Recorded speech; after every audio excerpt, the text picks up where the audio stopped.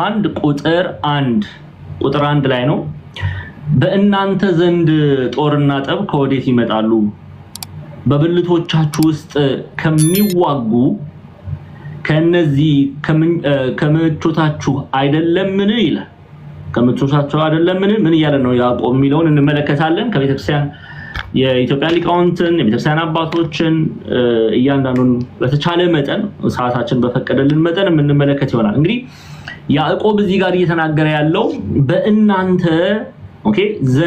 በእናንተ ዘንድ ጦርና ጠብ ከወዴት ይመጣሉ መልካም ያልሆነው ነገር በሰው ዘንድ ከየት ነው የሚመጣው ምንጩ ምንድነው ጦርነትንም ጠብንም አስቀድማችሁ ምዕራፍ 3ን ስንማር ተያያዥነት ያለው ነው ከምዕራፍ 3 ጋር ተያያዥነት ያለው ነው ምዕራፍ 3ን ስንማር ምን ብለን ነው ያለፍነው ምን ብለን ነው የተመለከትነው ጠብና ጦር ወይም ደግሞ ክፉ ነገር በአንደበት እንደሚመነጭ ሁሉ መልካም የተሆነ ደግሞ እግዚአብሔርን መባረክም ከአንደበት ይወጣል ይህ ሊሆን አይገባም ብሎ ያዕቆብ አስተምሮናል አሁን እዚህ ክፍል ላይ ደግሞ ምንድነው ያለን ያለው ምዕራፍ 4 ላይ በእናንተ ዘንድ ጦርና ጠብ ከወዴት ይመጣሉ ከሰው ጋር መጋጨት ክፉ የሆነው ነገር ከየት ነው ምንጩ እያለን ነውና ይቀጥልና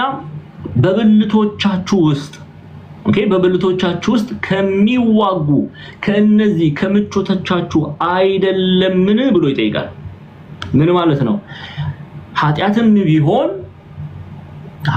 ቢሆን ክፋትም ቢሆን በሰው ላይ እጅ መጫንም ቢሆን ጦርም ቢሆን የጦርንም ነገር ብትሰሙ ምንጩ ከየት ነው ምንጩ ከሰው ልብ ነው አስቀድመን አይተናል ምዕራፍ 3 ላይ መልካም የሆነ ነገር ወይም ደግሞ መጥፎ የሆነ ነገር የሚያመነጨው የሰው ልብ ነው ስለዚህ ያዕቆብ ምን ይላል ከእናንተ ዘንድ ነው ክፉ ነገርም የሚወጣው ክፉ ማድረግን መመኘት የሚወጣው ከእናንተ ነው መልካሙም የሆነው ነገር መልካም ተብሎ የተጠራው ነገር ማድረግም የሚመነጨው ከሰው ልቦና ውስጥ ነው ከሰው ልብ ውስጥ ነው ስለዚህ በእናንተ ዘንድ ጦርና ጠብ ከወዴት ይመጣሉ በብልቶቻችሁ ውስጥ ከሚዋጉ ከነዚህ ከምቾቶቻችሁ አይደለምን ብሎ ይጠይቃል ከሰው ስሜት ከሰው መሻት ከሰው ፍላጎት መልካምም የሆነው መጥፎም የተባለው ነገር እንደሚወጣ ነው የሚነግረን ያዕቆብ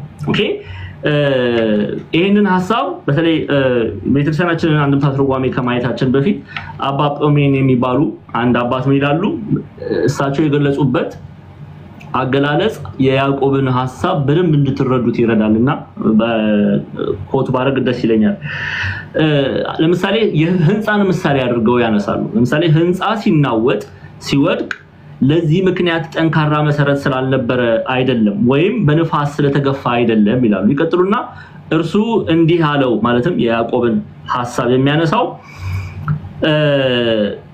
የማቴዎስ ወንጌል ምዕራፍ 10 ቁጥር 38ን ያነሱና ሰው በቁጣው ኃጢያት ፊት ሲሸነፍ ሊገነዘብ የሚገባው ነገር ቢኖር ምክንያቱ የመነጨው ከገዛ ራሱ ውሳጣዊ ድካም እንጂ በእርሱ ላይ በተሰነዘረ ስድብ አይደለም ስለሆነም በዚህ ጊዜ ውጫዊ ሰላማችንን ልንፈልግ አያስፈልግም የሌሎችም ሰዎች ትግስት በእኛ ላይ ትግስት ማጣት ይጠቀማሉ ብለንም ማሰብ የለብንም ምክንያቱም የእግዚአብሔር መንግስት በውስጣችሁ ናት ተብሎ ተጽፏልና በማለት ይሄንን ምሳሌ አድርገው ለመግለጽ ይሞክራሉ ምን ይያሉ ነው ህንጻው ሲናወጥ አንድ ህንጻ ቢናወጥ ሲወድቅም ለዚህ ምክንያት ጠንካራ መሰረት ስላልነበረው አይደለም ወይም በንፋስ ስለተገፋ አይደለም እርሱ እንዲህ ነው ያለው ሰው በቁጣ ኃጢያት ፊት ሲሸነፍ ሊገነዘብ የሚገባው ነገር ቢኖር ምክንያቱ የመነጨው ከገዛ ራሱ ነው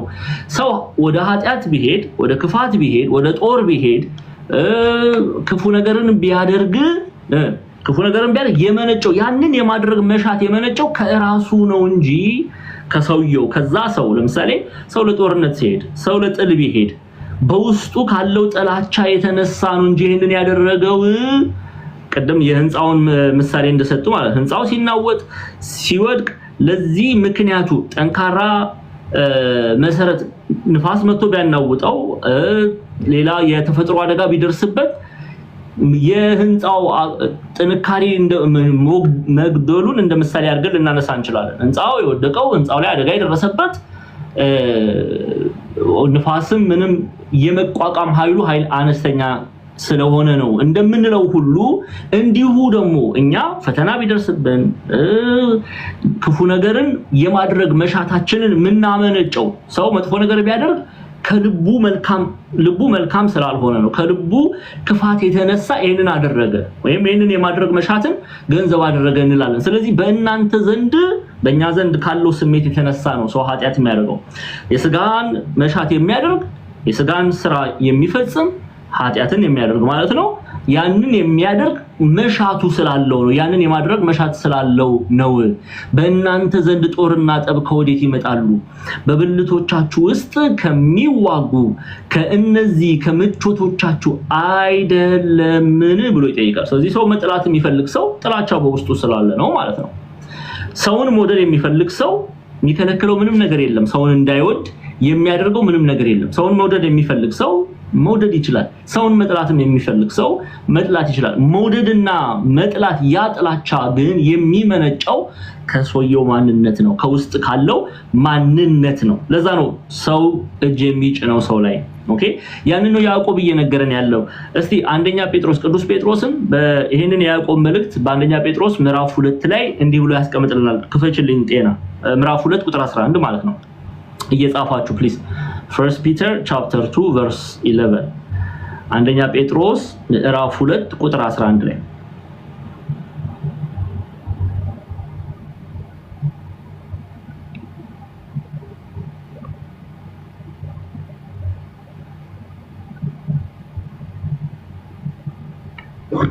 እሺ ወዳጆች ሆይ ነፍስን ከሚዋጋ ስጋዊ ምኞት ትርቁ ዘንድ እንግዶችና መጻተኞች እንደመሆናችሁ እለምናችኋለሁ ተመልከቱ ወዳጆች ሆይ ነፍስን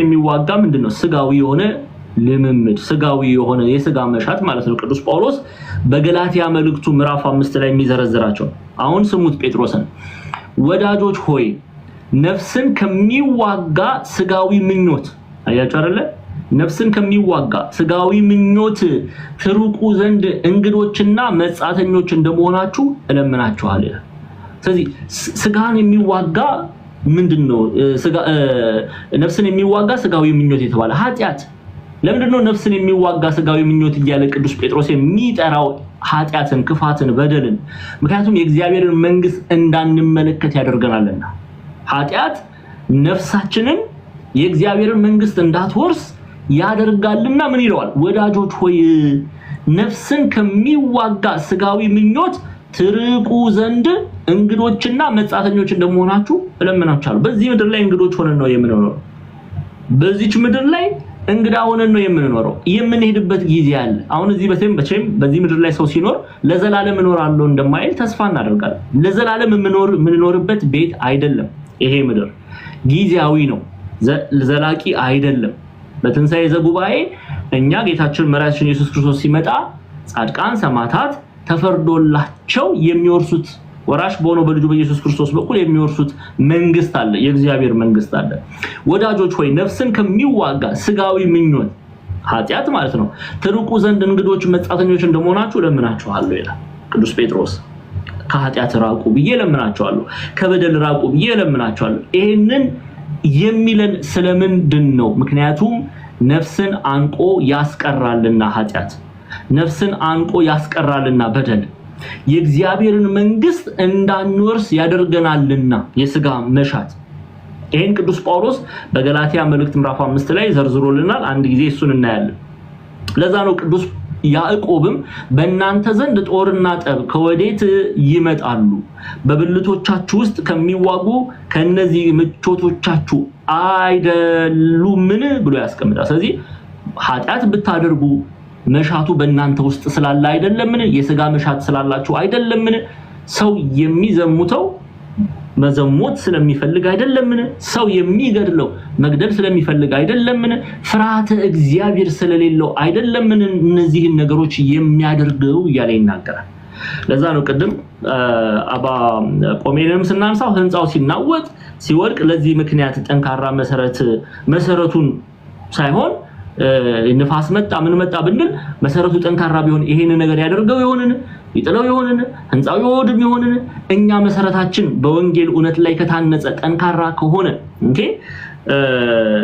እንወድቃለንን በእግዚአብሔር ቃል እውነት ብንታመን አንድ ህንጻ መሰረቱ ጠንካራ ቢኖር ንፋስ ቢመጣ አውሎ ንፋስ ቢመጣ ተፈጥሯዊ የሆነ እጅ መጫም ቢደርስበት መከራ ማለት ነው ህንጻው ተቋቁሞ መቆም ይችላል እንዲሁም እናንተ በእምነት የጸናን ብንሆን በሐዋርያ ትምህርት የጸናን ብንሆን በእግዚአብሔር ቃል እውነት የጸናን ብንሆን ኦኬ ምኞቶቻችንን ልናሸንፍ አንችልምን እያሉ ይጠይቃሉ ስለዚህ በራሳችን መሻት ኃጢአትን ገንዘብ በማድረግ ከእግዚአብሔር መንግስት እንደምንለይ ነው ያዕቆብ እየተናገረ ያለው ስለዚህ ወዳጆች ሆይ ነፍስን ከሚዋጋው ስጋዊ ምኞት ትርቁ ዘንድ እንግዶችና መጻተኞች እንደመሆናችሁ እለምናችኋለሁ ይላል እስቲ የስጋ ምኞት የተባሉት ለምሳሌ ቅዱስ ጳውሎስ ከሚዘረዝራቸው ገላትያ ምዕራፍ 5 ላይ እስቲ እንመልከት ገላትያ ምዕራፍ 5 ቁጥር 19 ጀምረን እናየዋለን አንዴ ጤናዬ ቶሎ በይና ክፈችልን ከዛ በፊት ገላትያ ምዕራፍ 5 ቁጥር 17ን ክፈችልኝ አንዴ 17 ላይ ኦኬ ቁጥር 17 ጀምረን እናንብብ አንዴ እሺ ከፍ አድርገው አንዴ ቆይ አንዴ ስጋ በመንፈስ ላይ መንፈስን በስጋ ላይ ይመኛልና እነዚህም እርስ በርሳቸው ይቀዋወማሉ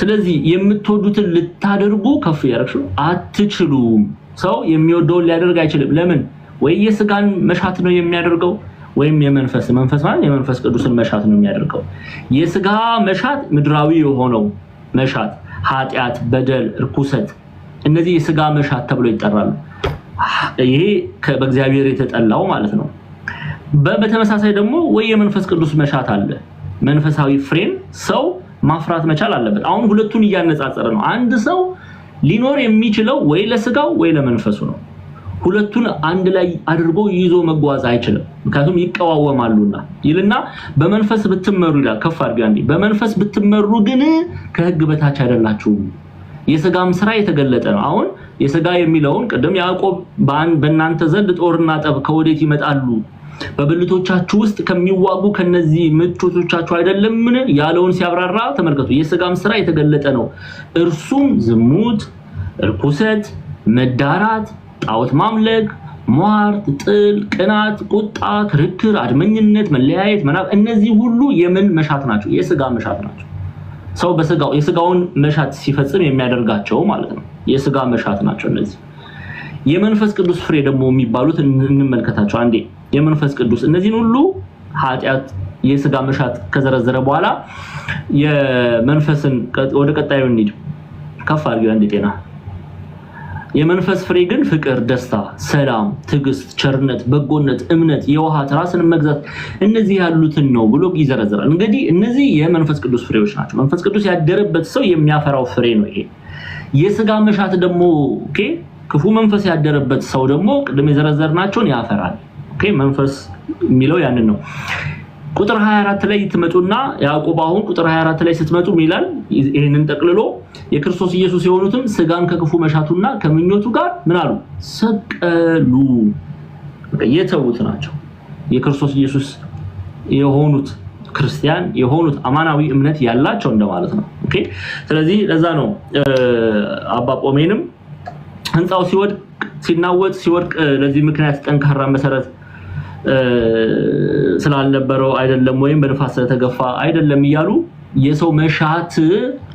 የሰው መሻቱ ወደ ኃጢአት እንደሚመራው ወደ ክፋት እንደሚመራው ከእግዚአብሔር መንግስት እንደሚለየው ይናገራሉና በዚህ አይነት ሂደት ነው የምንመለከተው ያዕቆብ መልእክት ምዕራፍ 4 ቁጥር 1 ማለት ነው ኢትዮጵያውያን ሊቃውንትም ገብታችሁ ብታዩት ቤተክርስቲያናችን አንድምታ ትርጓሜ ይህ ጸብ ክርክር ከወዴት የተገኘ ነው ብሎ ይጀምራሉ ጸብ ክርክር ከየት የመጣ ነው መገኛው የት ነው ካሉ በኋላ በሰውነታችሁ ማለትም ዝሙትን ከመውደድ የተነሳ አይደለም ብሎ ይጠይቃሉ ዝሙትን የሚወድ ሰው አይደለ ዝሙት የሚፈጽመው ዘረኝነትን የሚፈልግ ሰው አይደለ በውስጡ ያለውን ክፋት እንደሆነ ይገልጻሉ እሺ ቁጥር 2 ላይ ነው ይልኝ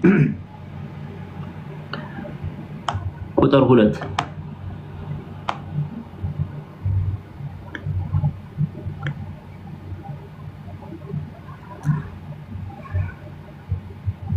እሺ ትመኛላችሁ ለእናንተም አይሆንም ትገድላላችሁ በብርቱም ትፈልጋላችሁ ከፍ ያርግሽ በብርቱም ትፈልጋላችሁ ልታገኙም አትችሉም ትጣላላችሁ ትዋጉማላችሁ ነገር ግን አትለምኑም ለእናንተ አይሆንም ይላል ምን ማለት ነው ይሄ ሹመትን ትፈልጋላችሁ ብለው ይጀምራሉ ኢትዮጵያ ሊቃውንት ሹመትን ወይም ሽልማትን ትፈልጋላችሁ አታገኙም ትጣላላችሁ ትቃናላችሁና ስለዚህ ተሾሙ ከነዴት ስጋው መዳን አይቻላችሁም ትጣላላችሁ አታገኙም ይኩን ፈቃድከ ብላችሁ አትለምኑምና ምን ለማለት እየፈለጉ ነው ወደ ክፍሉ እንመለስ ትመኛላችሁ ለእናንተም አይሆንም ምክንያቱም ይላሉ ያ የእግዚአብሔር ፈቃድ አይደለም የምትጠይቁት ነገር በእግዚአብሔር ዘንድ ለእናንተ የተሰጠ ፈቃድ አይደለምና ትመኛላችሁ ለእናንተም አይሆንም ትገድላላችሁ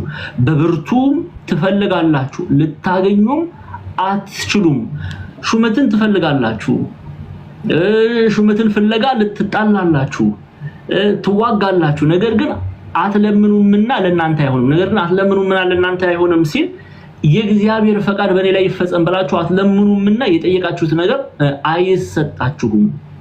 አይሰጣችሁም ትመኛላችሁ ትጠይቃላችሁ ትለምናላችሁ ይቀጥላሉ እንደውም ትዋጋላችሁ ብዙ አይነት ሹመትን ለማግኘት ብዙ ነገርን ታደርጋላችሁ የምታደርጉት መንገድ ግን በእግዚአብሔር የተወደደ ስላልሆነ የምትጠይቁትን ነገር አታገኙም መመኘታችሁ የእናንተ የተመኛችሁት ምኞት በእግዚአብሔር ዘንድ ለእናንተ የተሰጠ አይደለም ለእናንተ የተፈቀደ አይደለም ስለዚህ አታገኙም እንደ ፈቃዱ አትለምኑምና ብሎ ያስቀምጡታል እንደ እግዚአብሔር ፈቃድ አሁን ብዙዎቻችን እንጸልያለን እንለምናለን እንጠይቃለን እግዚአብሔር እንዲረዳን ምን ጠይቃቸው በጣም ብዙ ነገሮች አሉ የምንጠይቀው ነገር ግን እንደ እግዚአብሔር ፈቃድ ስላልሆነ እንከለከላለን የእግዚአብሔር ፈቃድ ስላልሆነ አናገኝም ለዛ ነው ትመኛላችሁ ለእናንተም አይሆንም ትገድላላችሁ በብርቱም ትፈልጋላችሁ ልታገኙም አትችሉም ትጣላላችሁ ትዋጉማላችሁ ነገር ግን አትለምኑምና ለእናንተ አይሆንም ደግሞ ይሄንን በቀጥታ በሶስተኛ የዮሐንስ መልእክት ላይ አይተናል ሶስተኛ ዮሐንስ መልእክት ላይ ቅዱስ ዮሐንስ ጋዮስን ሲመክረው ተመልክተናል እንደማን አትሁን ነው ያለው እንደ ዲዮጥራጢስ አትሁን ለምን ዲዮጥራጢስ ይመኝ ነበረው ደግሞ ይጣላም ነበረው አይደለ ይጣላ ሁሉ ነበር መለመን ብቻ አይደለም ይጣላ ሁሉ ነበር ግን የሚጣላው ላልተፈቀደለት ነገር ነው እሱ ዋና ሆኖ መታየትን ይፈልግ ነበር ከልቡ መልካም ነገር እየመነጨ ስላልነበረ የጠየቀው ነገር በእግዚአብሔር ዘንድ ተቀባይነት አላገኘም እግዚአብሔር አምላክ እሺ አላለው ፈቃዱን አልሰጠውም ለምን ምኞቱ በልቡ ውስጥ ያለውን ክፋት ተመልክቷልና ከኔ ጋር ናችሁ እስቲ አንዴ ሶስተኛ ዮሐንስ መልእክትን እንመልከት ጤና ይክፈችልኝ ሶስተኛ ዮሐንስ መልእክት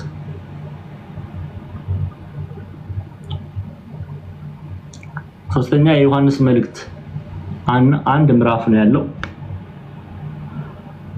ሶስተኛ የዮሐንስ መልእክት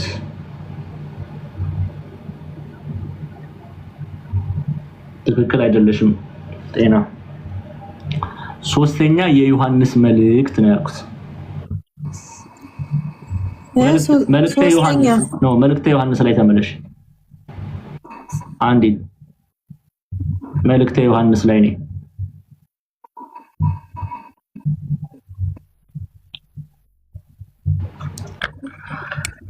አንድ ምዕራፍ አይደል ያለው መምህር አዎ ከዛ ቁጥር አንድ ላይ ክፈችልኝ አስጠጊው እሺ ከፍያ እሺ ቁጥር 7 ላይ ነኝ እሺ አሁን ትክክልሽ እነዛ ምዕራፎች ይሁኑ ቁጥር ይሁን አላው ኦኬ ይሁን ኖ ሶስተኛ ዮሐንስ ምዕራፍ ቆይኔ ከፍታለሁ ከዚህ ምዕራፍ 1 ቁጥር ስንት መሰለሽ የምትከፍችልኝ 11 ላይ ሶሪ 7 11 ሶስተኛ ዮሐንስ እሱ ሁለተኛ ዮሐንስ ነው የከፈትሽው ጤናዬ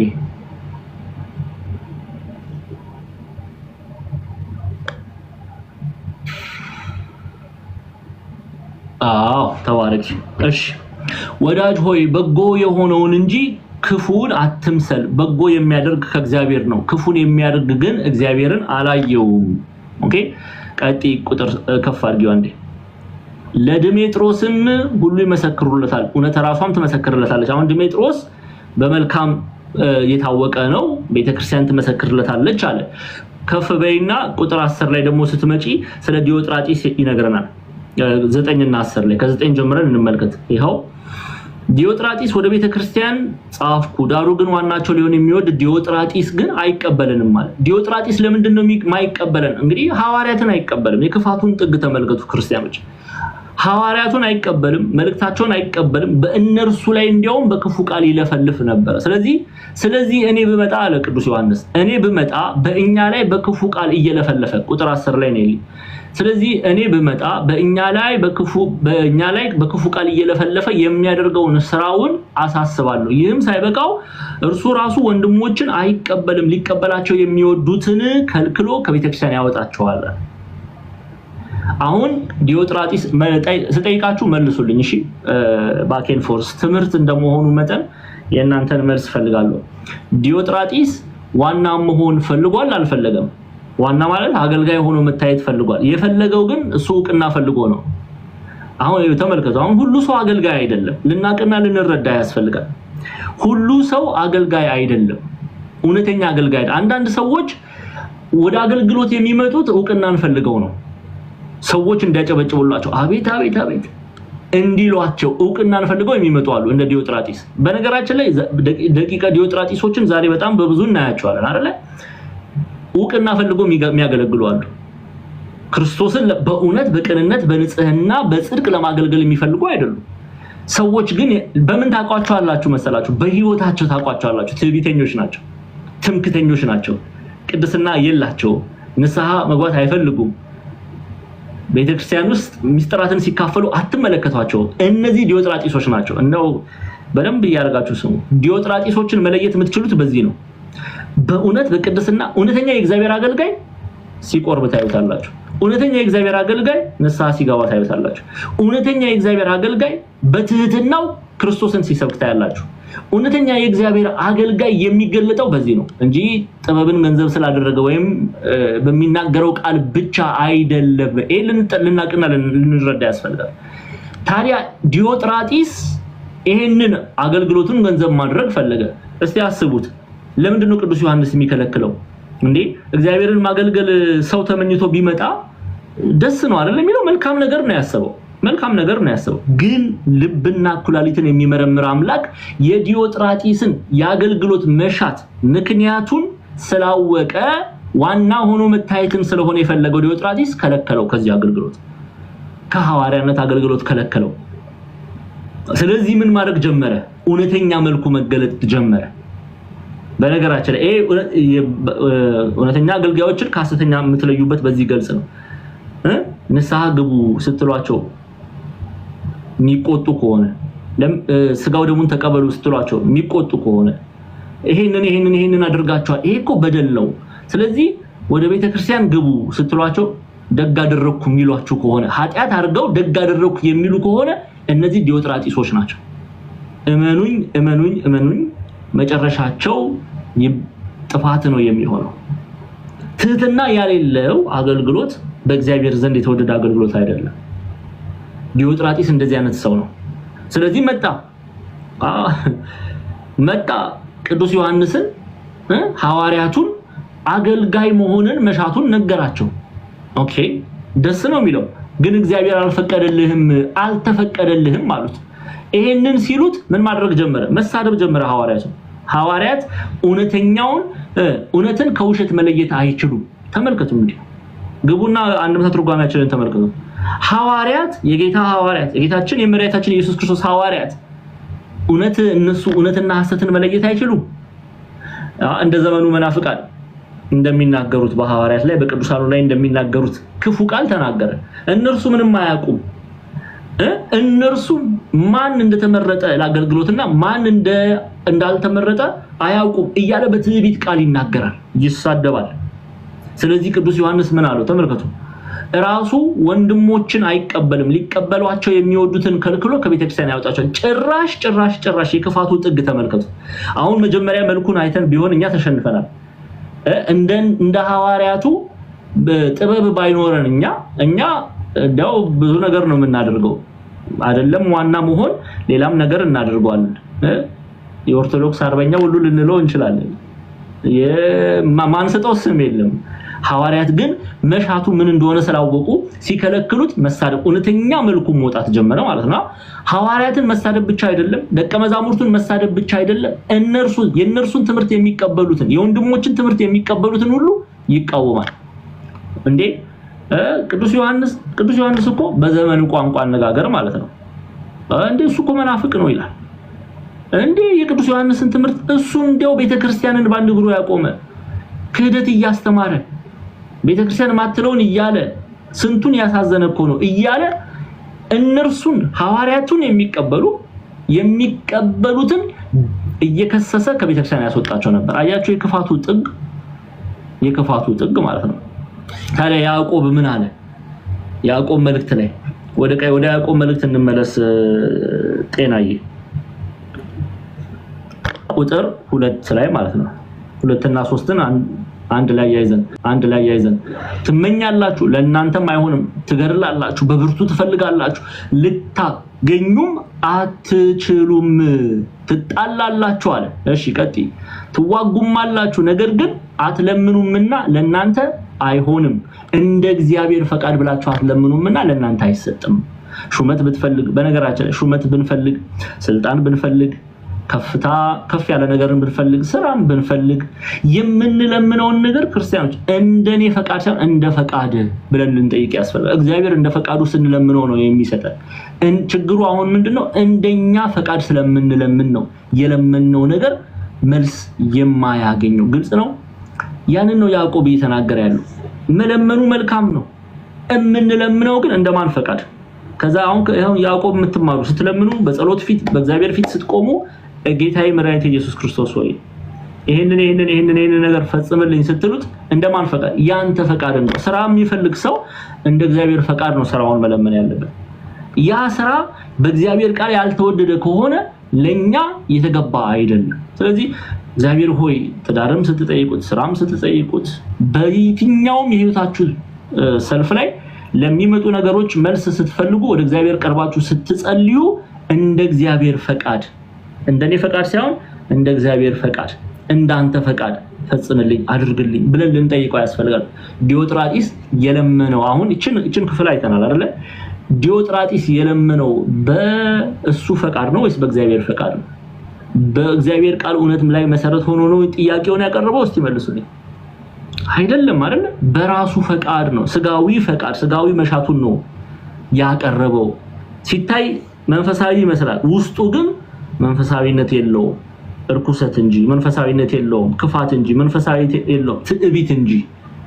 መደንፋት እንጂ እሱ አሁን የእግዚአብሔር አገልጋይ ተብሎ ከታየ በቃ በሰው ላይ ከብዶ ሊታይ ነው የፈለገው እንዴ ዲዮጥራጢስ እኮ እንደርሱ እኮ አገልጋይ የለም እንዲባል ነው የፈለገው እንዴ ዲዮጥራጢስ እርሱ አቤት ሲቀድስ ማን ይችላል እሱ ሲያስተምር ዲዮጥራጢስ ሲያስተምር ዲዮጥራጢስን የሚመስል አለ እንዲባል ነው የፈለገው መሻቱን አያችሁ አይደለ መሆን የፈለገበት ምክንያቱን እግዚአብሔር ያያል አይ በቅንነት ቢሆን እግዚአብሔር ሆይ እንዲያው አንተ በፈለከው መልኩ አሰማራኝ ላገልግል ቤተክርስቲያን መጥረግም ቢሆን የፈለከው እኔ በቃ አንተን ማገልገል ነው የምፈልገው ብንል በውስጣችን በቅንነት ወደ እግዚአብሔር ብንቀርብ ሐዋርያት የሚከለክሉት ይመስሏችኋል ለምን ይከለክሉታል አይከለክሉትም እንደ እግዚአብሔር ፈቃድ ነው የጠየቀውና የእርሱ ግን እንደ እግዚአብሔር እንዳጋንንት ፈቃድ የእግዚአብሔር አገልግሎት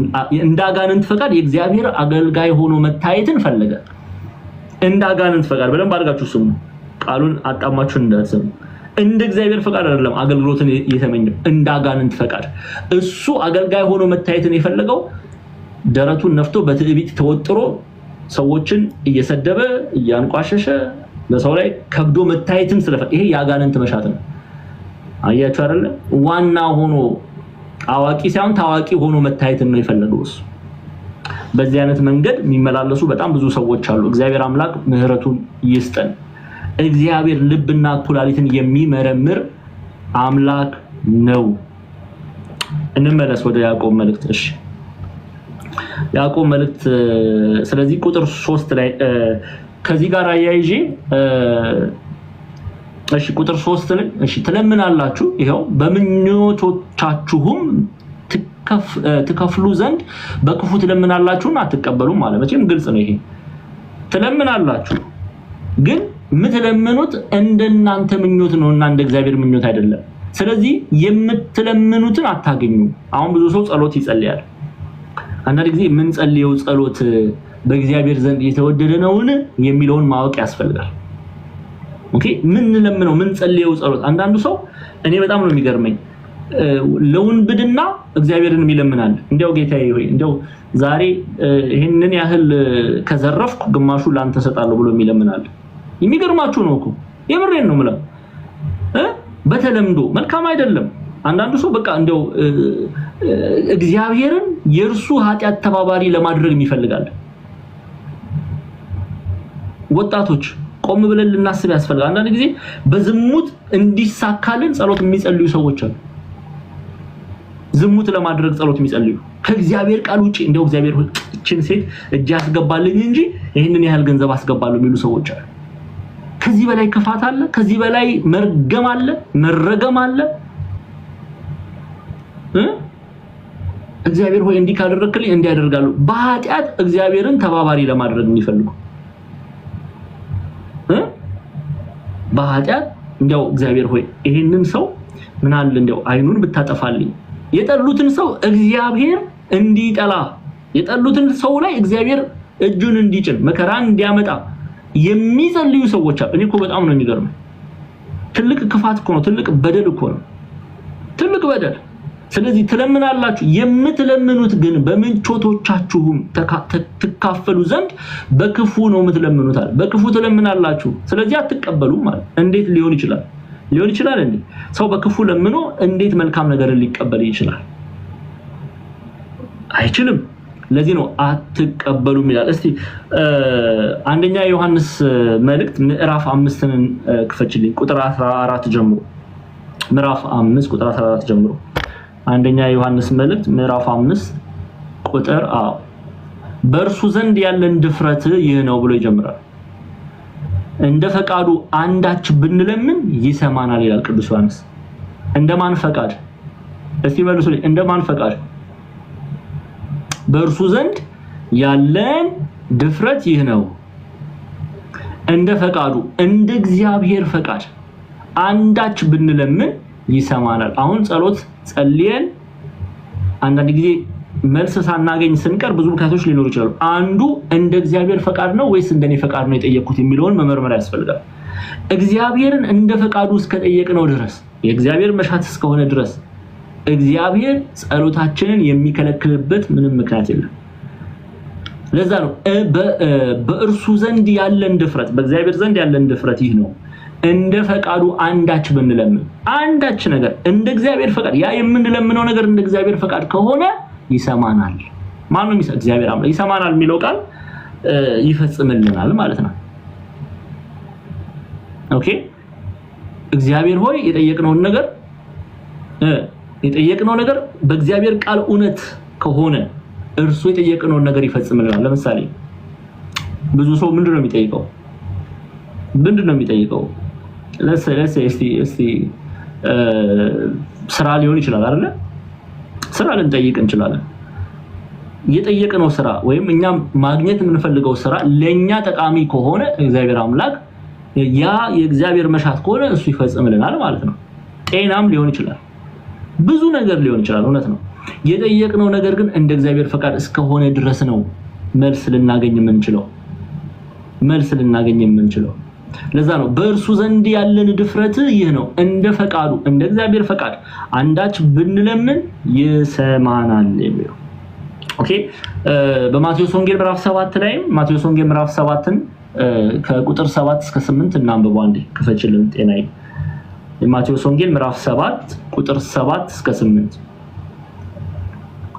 ማቴዎስ 7 ከቁጥር 7 እስከ 8 ይሄው ለምኑ ይሰጣችኋል ፈልጉም ታገኙማላችሁ መዝጊያውንም አንኳኩ ይከፈትላችኋል ቀጥ የሚለምነውም ሁሉ ይቀበላል ላይ የሚፈልገውም ያገኛል መዝጊያውንም ለሚያንኳኳ ይከፈትለታል ግን ይሄ የተሰጠን ቃል የተስፋ ቃል ነው ሰው በጸሎት የሰማይን መስኮት መክፈት ይችላል በጸሎት ከእግዚአብሔር ዘንድ በረከትን ማግኘት ይችላል ግን ስንለምን ስንጸልይ ቅድም ዮሐንስን እንደነገረን ምንጠይቀው ምንለምነው ምንጸልየው ነገር እንደ እግዚአብሔር ፈቃድ እስከሆነ ድረስ የጠየቅነው ነገር መልስ እናገኛለን እንደማን ፈቃድ እንደ እግዚአብሔር ፈቃድ ይሰመርበት የእግዚአብሔር ፈቃድ የሚለው ሐሳብ በደንብ አድርጋችሁ እንድታሰምሩበት እንደ እግዚአብሔር ፈቃድ ከሆነ ነው የእግዚአብሔር ቃል የተስፋው ቃል በእኛ ላይ የሚፈጸመው ያንን ነው ቤዚክሊ ያዕቆብ እየተናገረ ያለው ምዕራፍ 4 ላይ እሺ አንዴ እንመለስ ወደ ምዕራፍ ወደ ቁጥር 4 ያዕቆብ ምዕራፍ 4 ቁጥር 4 ጥቅስ የምትፈልጉ አንደኛ ዮሐንስ ምዕራፍ 5 ከቁጥር 14 15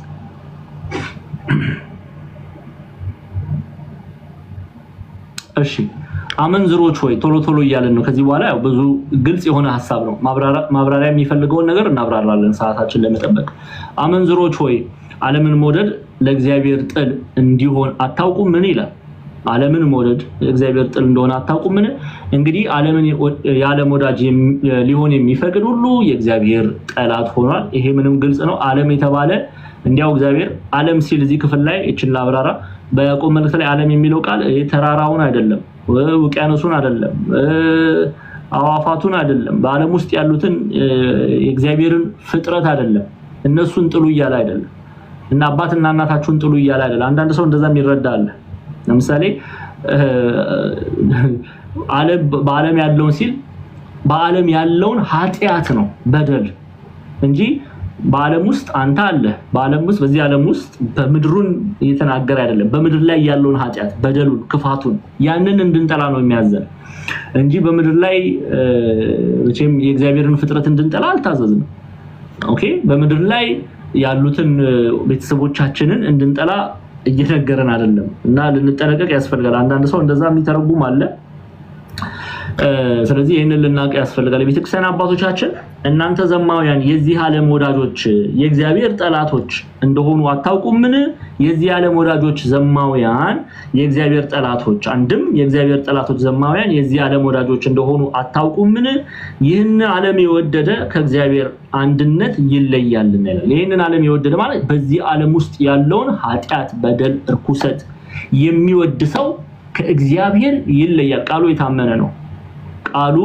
የታመነ ነው እግዚአብሔርን እወዳለሁ የሚል በዚህ ዓለም ካለው ኃጢያት መለየት አለበት ምንም ይሄ ልንሸው ቀለም ልንቀባው አይደለም እንደው ልንሰርዘው ልንደልዘው የምንችለው አይደለም እውነት የተቀመጠ እውነት ነው እግዚአብሔርን እወዳለሁ የሚል ምንድነው ማድረግ ያለበት በዚህ ዓለም ካለው ኃጢያት መራቅ መቻል አለበት በጣም በሚያሳዝን ሁኔታ ግን እግዚአብሔርን እንወዳለን የምንል እግዚአብሔርን መውደዳችን በስራችን አይገለጥም አሁን የተቸገርነው እግዚአብሔርን መውደዳችንን በአንደበት መመስከር አይደለም በህይወት መግለጥ ነው በህይወት መግለጥ አቅቶናል አብዛኞቻችን እግዚአብሔርን እንወዳለን እንላለን ትዕቢተኞች ነን እግዚአብሔርን እንወዳለን እንላለን የመንፈሳዊ ህይወት አይታይብንም ኦኬ ውሸተኞች ነን ያው ሰው ደካማ አይደለም በስጋ የለበሰ ሰው ደካማ አይደለም ስጋ የለበሰን ሰው ልንሸውደው እንችላለን እግዚአብሔርን ልንሸውድ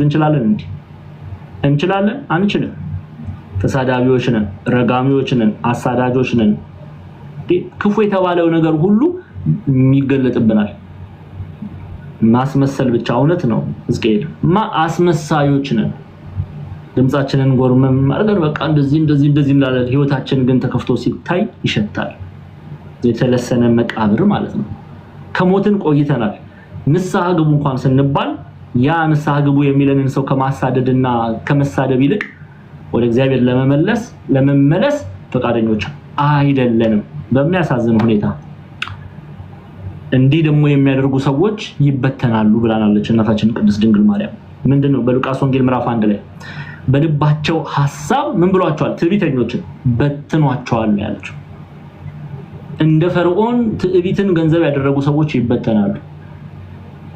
ኦኬ ስለዚህ ይሄንን እንድናቀና ልንረዳ ያስፈልጋል። ምንማረው ጥቂቶቻችሁ የእግዚአብሔርን ቃል የምትማሩ እዚህ የእግዚአብሔርን ቃል ምንማረው የእግዚአብሔርን ሐሳብ ለመረዳት ነው ለማወቅ ነው። መማራችን ግን ተግባራዊ ካላደረግነው ምንድነው ጥቅሙ? እውነቴን ነው የምላችሁ። እኔ እዚህ መተን እኔም እናንተንም ነው ማለት መተን ተማርን መልካም ነው፣ ግን የተማርነውን መልበስ አሁን አቤት የክርስቶስ እስረኛ ተማሪዎች ጎበዞች ናቸው። እውነት ንስሐ ሲገቡ በትህትናቸው ስድብ ውስጥ የሉም፣ ጭቅጭቅ ውስጥ የሉም፣ ንትርክ ውስጥ የሉም፣ መጥፎ የተባለ ነገር ውስጥ የሉም፣ አይታዩም። ተሰባስበው መጽሐፍ ቅዱስ የሚያጠኑ የሚማሩ ንስሐ የሚገቡ ስጋው ደሙን የሚቀበሉ የተማሩትን የሚኖሩ ናቸው ሲባል ነው ደስ የሚለኝ እንጂ አቤት የክርስቶስ እስረኛ ተማሪ የዲያቆን ዛማኔል ተማሪዎች እናንተ ተሳዳቢዎች እንዲባል አልፈልግም። ይቻላል አይደል? ዘግቶ ሌላ ነገር ማድረግ ይቻላል እኮ። ግን እንደው የዲያቆን ዛማኔል ተማሪዎች እንደዚህ ናቸው ሲባል ቅር ይላል፣ ይከፋል። እንደው ድካሜ ልፋቴ ሁሉ አመት እንደው ሌላ ስንት ነገር ማድረግ ሲችል ሁሉን ነገር ትቼ እዚህ መጥቼ ማስተማሪ እኔ ፍሬ እናንተ ላይ ካላየው ምንድነው ዋጋዬ? ገብቷችኋል አይደል? ምንድነው ዋጋዬ? እና ልናውቅ ልንረዳ ልንጠነቀቅ ያስፈልጋል ክርስቲያኖች ፕሊዝ። ቃል እግዚአብሔርን ስንማር የተማርነውን እኔም እናንተም በተማርነው እውነት ልንመላለስ ያስፈልጋል። እሺ ቁጥር 4 ላይ አንዴ ቁጥር 5 ሶሪ 4 አይተናል አይደለ? 5 ላይ ነው ቶሎ በይ። እሺ ወይስ መጽሐፍ በእኛ ዘንድ ያሳደረው መንፈስ በቅናት ይመኛል ያለው በከንቱ እንደተናገረ ይመስላችኋልን ይላል። ምንድነው እያለ ያዕቆብ? ይሄ ማብራራት ያስፈልጋል። ዘጸአት ምዕራፍ 20 ቁጥር 6 ላይ ነው ይልኝ ጤናዬ። ዘጸአት ከዘፍጥረት በኋላ የምታገኙ መጽሐፍ ነው። ዘጸአት 26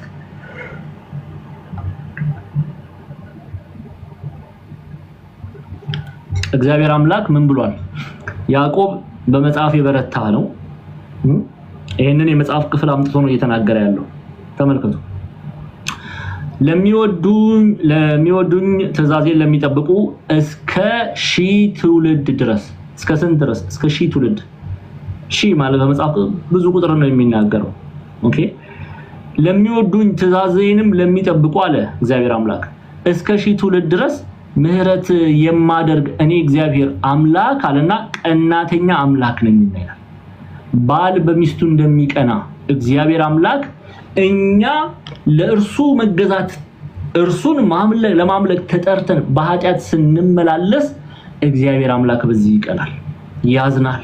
እንዲህ ባለ ፍቅር ነው የሚወደን። በነገራችን ላይ ምን ያህል እንደሚወደን ነው የሚገልጸው ይሄ ቃሉ። ቀናተኛ የሚለው ቃል እኔ ቀናተኛ አምላክ ነኝ የሚል እግዚአብሔር አምላክ ምን ያህል እንደሚወደን። እኛ የእርሱ ነን። ዲያቆን ዛማኑኤል የእግዚአብሔር ነው። ዲያቆን ክርስቶፎሮስ የእግዚአብሔር ነው። ሁላችንም የእግዚአብሔር ነን። የእርሱ ከሆነን ደግሞ መገዛታችን ለእርሱ ነው ሊሆን የሚገባው። አሁን ተመልከቱ ቅዱስ ጳውሎስ በኤፌሶን ምዕራፍ 2 ቁጥር 10 ላይ መልካሙን ነገር ለማድረግ በክርስቶስ ኢየሱስ ተፈጠርን ይላል። ኤፌሶን ምዕራፍ 2 ቁጥር 10 ላይ አንዴ ተመለሽና ኤፌሶን ምዕራፍ 2 ቁጥር 10ን ክፈችልኝ። እግዚአብሔር የፈጠረን እኛ እርሱን ለማወደስ በቃሉ ለመመላለስ እግዚአብሔርን ምን ለማለት ከፍ ለማድረግ ለማምለክ ነው የተፈጠረን። አሁን ለምን እንደተፈጠረን እንኳን ምናቅ ጥቂቶች ነን። አብዛኞቻችን የተፈጠርንለት ዓላማው ምን እንደሆነ እንኳን አናውቅም። አንዳንዱ በድፍረት እንዲያው ፍጠረኝ ሳልለው ፈጥሮኝ ብለን እናጉረመርማለን። እግዚአብሔር ወይ ፍጠረኝ ሳልለው ፈጠረኝ ብለን የምንናገር ብዙ ሰዎች አለን። እግዚአብሔር አምላክ እውነቴን ነው ብላችሁ እንዲህ አይነትን አንደበት ከኛ ያርቅልን። ልንጠነቀቅ ያስፈልጋል። የፈጠረን ምክንያት አለው። ተመልከቱ እኛ ፍጥረቱንና አለ ራሱን ጨምሮ እኮ ነው ሐዋርያትን ጨምሮ ነው ያዕቆብ የሚናገረው። እኛ ፍጥረቱንና እንመላለስበት ዘንድ እግዚአብሔር አስቀድሞ ያዘጋጀውን ጉድ እኮ ነው ስሙ። አስቀድሞ ያዘጋጀው አንቺ ሳትፈጠሪ ገና በማህፀን ሳትታሰቢ እግዚአብሔር ላንቺ ለኔ እንኖርበት ዘንድ ያዘጋጀው ህይወት አለ። እርሱ የሚፈቅደው ህይወት የቅድስና ህይወት። ለዛ ነው እኛ ፍጥረቱንና እንመላለስበት ዘንድ እግዚአብሔር አስቀድሞ ያዘጋጀውን መልካሙን ስራ ለማድረግ በክርስቶስ ኢየሱስ ተፈጠርን። የተፈጠርነው ለዚህ ዓላማ በቅድስና እግዚአብሔርን እያመሰገንን እንኖር ዘንድ ነው የተፈጠርነው። ይሄ ነው የፍጥረት ሁሉ የሰው ልጆች ሁሉ መጠራት ይሄ ነው። ለዚህ ህይወት የሚኖር ግን ጥቂት ነው። መኖር የሚፈልግ አንድ ሁለት ሊገኝ ይችላል። አብዛኞቻችን ግን ይሄንን እውነት አንሻም፣ አንፈልግም። ግልጽ ነው። ስለዚህ እግዚአብሔር አምላክ ከዚህ ህይወት ወተን ስንመላለስ ሲመለከት ያዝናል። ኦኬ የተፈጠርንለት ዓላማ ምክንያቱም ህይወታችን የሚያሳዝን ነው። እውነቴን እኮ ነው።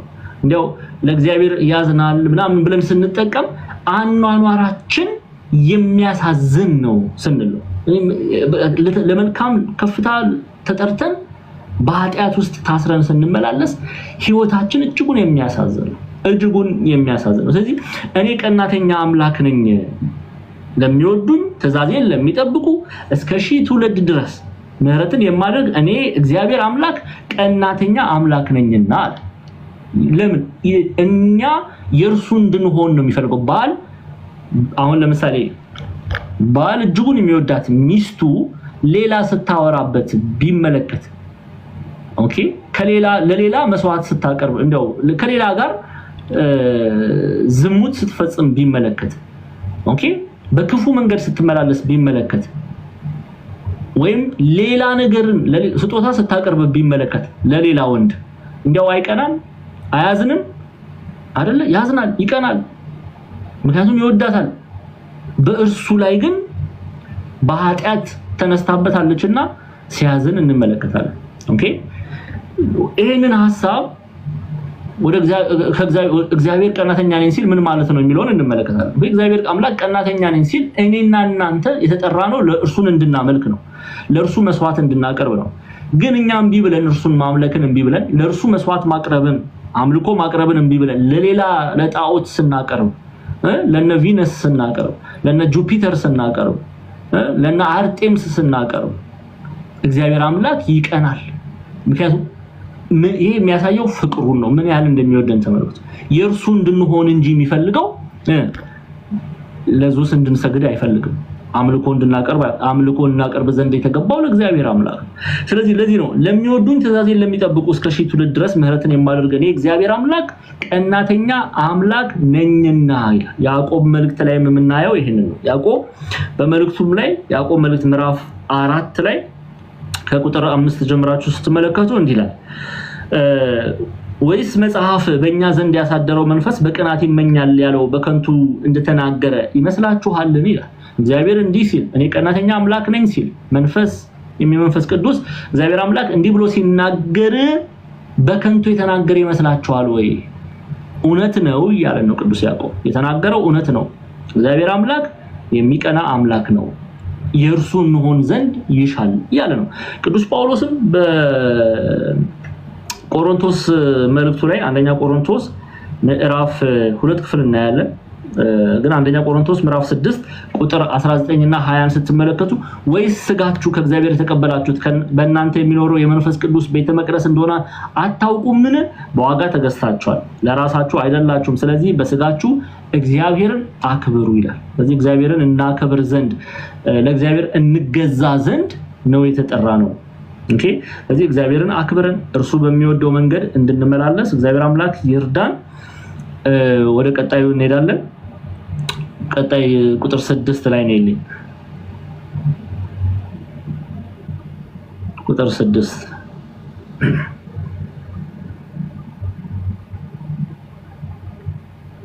እሺ ገጸ ንባቡን እናንብብ። ነገር ግን ጸጋን አብልጦ ይሰጣል። ስለዚህ እግዚአብሔር ትዕቢተኞችን ይቃወማል፣ ለትሑታን ግን ጸጋን ይሰጣል። በእግዚአብሔር ዘንድ ጸጋ ግሬስ ይሄ እግዚአብሔር አምላክ የሚሰጠው ጸጋ ሲባል ብዙ አይነት የእግዚአብሔር ምህረት፣ የእግዚአብሔር ፈቃድ፣ የእግዚአብሔር መሻት በእኛ ላይ መልካም የሆነውን ነገር የምንላበሰው ትህትናን ገንዘብ ስናደርግ ነው። ይሄ በቃሉ እውነት የተመላለሰ ነው የእግዚአብሔርን ጸጋ የሚያገኘው። ይሄን ደግሞ ቅዱስ ዮሐንስ በሁለተኛ ዮሐንስ መልእክት ላይ ነግረናል። አንዴ ሁለተኛ ዮሐንስ መልእክት ላይ ነው ይልኝ ጤናዬ ሁለተኛ የዮሐንስ መልእክት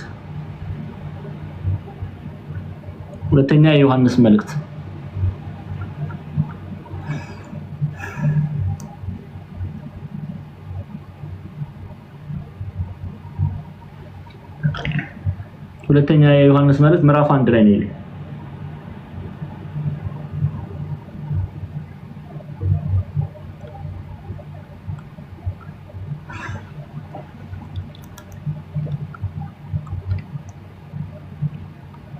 ቁጥር 1 ብለን እናንብበው አንዴ ቶሎ በይ።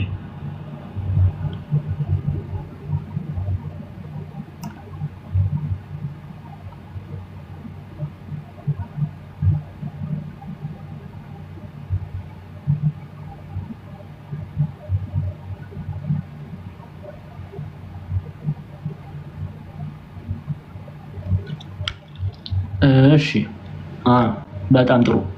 ሃይላይት አድርጊልኝ። ሃይላይት አድርጊው አንዴ። እሺ ቁጥር 5 ተይው ከቁጥር 1 ጀምረን እናንብበው። እሺ በእኛ ስለሚኖርና ከኛ ጋር ስለዘላለም ስለሚሆን እውነት እኔ ሽማግሌው በእውነት ለምወዳቸው እኔ ብቻ ሳልሆን እውነትን የሚያውቁ ሁሉ ደግሞ ለሚወዷቸው ለተመረጠች እመቤትና ለልጆቿ ብሎ ይጀምራል። ለተመረጠች እመቤትና ለልጆቿ። አሁን ስሙ፣ እቺ እመቤት ተብላ የተጠራች ሴት ኢትዮጵያ ሊቃውንት ሮምና ብለው ይጠሯታል። ይሄን ተምረናል ብዙ ጊዜ፣ እዛ መድገም አያስፈልግም። ከእግዚአብሔር ቁጥር 2 ላይ ሃይላይት አድርጊልኝ እንድታዩት ነው። ወደ 225 ሰዎች አላችሁ። ፕሊዝ ፔይ አቴንሽን ፕሊዝ። ከእግዚአብሔር አብና ብሎ ይጀምራል። ከማን? ከእግዚአብሔር አብና ከአብ ልጅ ከኢየሱስ ክርስቶስ ጸጋና ምህረት ሰላምም በእውነት በፍቅር ከኛ ጋር ይሆናል ይላል። ምን አለ? ከእግዚአብሔር አብና ከእግዚአብሔር አብ ልጅ ከኢየሱስ ክርስቶስ ሚስጥረ ሥላሴን ነው የሚያሳየው። ጸጋ፣ ምህረት፣ ሰላም፣ የእግዚአብሔር ጸጋ፣ የእግዚአብሔር ምህረት፣ የእግዚአብሔር ሰላም፣ አእምሮን ሁሉ የሚያልፍ የእግዚአብሔር ሰላም ምን ብሎ አለ? በእውነት በእግዚአብሔር ቃል እውነት የሚለው ክርስቶስን ነው። እውነት የሚለው የእግዚአብሔር ቃል ነው። ስሙ፣ በእውነትና በፍቅር ከኛ ጋር ይሆናሉ አለ። ስለዚህ ሰው ልጅ የእግዚአብሔርን ጸጋ የሚፈልግ ከሆነ ምን ማድረግ ነው ያለበት? አሁን ምህረት እንፈልጋለን አይደል? እንዲያው እግዚአብሔር ሆይ ይቅር በለኝ እንላለን። ይቅርታን የሚፈልግ ሰው፣ ምህረትን የሚፈልግ ሰው፣ ጸጋን የሚፈልግ ሰው፣ የእግዚአብሔርን ጸጋ፣ የእግዚአብሔርን ምህረት፣ የእግዚአብሔርን ሰላም የሚፈልግ ሰው ምን ማድረግ ነው ያለበት? እውነት የተባለን ክርስቶስን ሃይማኖትን ከስራ ጋር ማስተባበር አለበት። በፍቅር የሚሰራ ስራ አለ። ቅዱስ ጳውሎስ እንደነገረ በእውነትና በፍቅር ከኛ ጋር ይሆናሉ። እውነት የተባለ ክርስቶስን የያዘ ሰው፣ በፍቅር የሚሰራን ስራ የሚሰራ ሰው ኦኬ ምን ያገኛል ማለት ነው? የእግዚአብሔር ጸጋ ይበዛለታል፣ የእግዚአብሔር ምህረት ይበዛለታል፣ የእግዚአብሔር ሰላም ይበዛለታል። ስለዚህ እምነትና ስራን ማስተባበር አለበት። ያዕቆብ እያለ ያለው ያንን ነው። በቃ ትሁት የሚባሉት እግዚአብሔርን አምነው አንድ ሰው በክርስቶስ ሳይሆን ኦኬ በክርስቶስ ሳያምን እምነት ሳይኖረው የፈለገ ትሁት ቢሆንም ምንም አይጠቅመው። አሁን አንዳንድ ሰዎች አሉ በጣም በቃ ዓለም ያጨበጨበችላቸው በደግነታቸው እነሱአቸው እኮ ሲረዱ እኮ ብታይ ምናምን፣ ከዛስ ክርስቶስ በህይወታቸው የለም እና ምን ይጠቅማቸዋል? ኦኬ በእምነት ቢበረቱ ቢጸኑ፣ በስራ ደግሞ ያንን ያመኑትን ቅዱስ ጳውሎስ በገላትያ መልእክቱ እንደሚናገረው ገላትያ ምዕራፍ 6 ላይ በፍቅር የሚሰራ ስራ አለ። የሚጠቅመው በክርስቶስ አምኖ በፍቅር የሚሰራን ስራ ገንዘብ ማድረግ ነው። ከዛ ውጪ ምንም 1000 ሰው አሰልፈው ሊረዱ ይችላሉ። 1 ሚሊዮን ሰው ሊያበሉ ሊያጠጡ ይችላሉ። ምንም ጥቅም የለውም። በክርስቶስ ኢየሱስ የማያምን አምላክ የለውም ተብሎ ነው የተጻፈው። ኦኬ አምላክ የለውም ተብሎ ነው የተጻፈው። በክርስቶስ የሚያምን ሰው ግን አምላክ አለው። እምነትን ገንዘብ ያደረገ ሰው ከዛ በኋላ የሚሰራው ስራ ፍሬ ይቆጠርለታል። እምነትና ስራን አስተባብሮ የሚይዝ ሰው ማለት ነው። ስለዚህ የእግዚአብሔርን ጸጋ ማግኘት ትፈልጊያለሽ? የእግዚአብሔርን ምህረት ማግኘት ትፈልጊያለሽ? የእግዚአብሔርን ሰላም መላበስ ትፈልጊያለሽ? እምነትን ከስራ ጋር አስተባብረሽ ያዥ። አለቀ። ዳትስ ያንን ነው እየተናገረ ያለው ቅዱስ ያዕቆብ። እንመለስ አንዴ ወደ እንጨርሰው ቶሎ እያለን ኦልሞስት ጨርሰናል። እስከ ቁጥር 7 እናያለን ዛሬ። ሰዓታችን ብዙ መግፋት የለብንም። ወንድማችን ጠላድ መልእክት ስላለው እሱን እንሰማለን። እሺ ቁጥር 7 ላይ ከፍ አድርጊልኝ። እንግዲህ ለእግዚአብሔር ተገዙ። እንግዲህ ለማን ተገዙ? ለእግዚአብሔር ተገዙ። ዲያብሎስን ግን ተቃወሙ፣ ከናንተ ይሸሻል።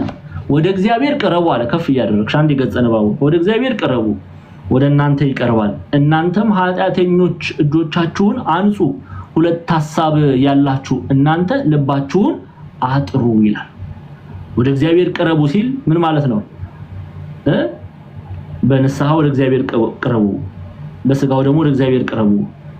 ወደ እግዚአብሔር የሚቀርብ ሰው ማን ይርቀዋልና? ሰይጣን ይርቀዋልና። ለዛ ነው እኮ ሲሎን የሚባለው አባት ሰይጣን ሰላም ያለው ሰው በደንብ ስሙ። ዛሬ በጣም ብዙዎች ሰይጣን ሰላም ብሏቸው ይኸው መከራችንን ነው የሚነሱን። በምንድነው የምናውቀው ሰይጣን ሰላም ያለው ሰው? እስቲ ይኸው ቤተክርስቲያንን ሰላም የሚል እግዚአብሔርን ሰላም የሚል መንፈስ ቅዱስ ያድርበታል የመንፈስ ቅዱስ ፍሬ ያፈራል ይላሉ።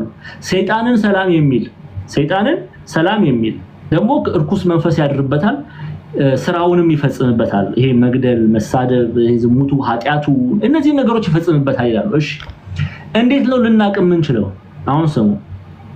እንዴት ነው እነዛ ክርስቶስ እውነት ነው እንዴት ነው ልናቅ የምንችለው? ሰይጣን ሰላም ያለው ሰው እስቲ ንገሩኝ፣ በምንድነው ልናቅ የምንችለው?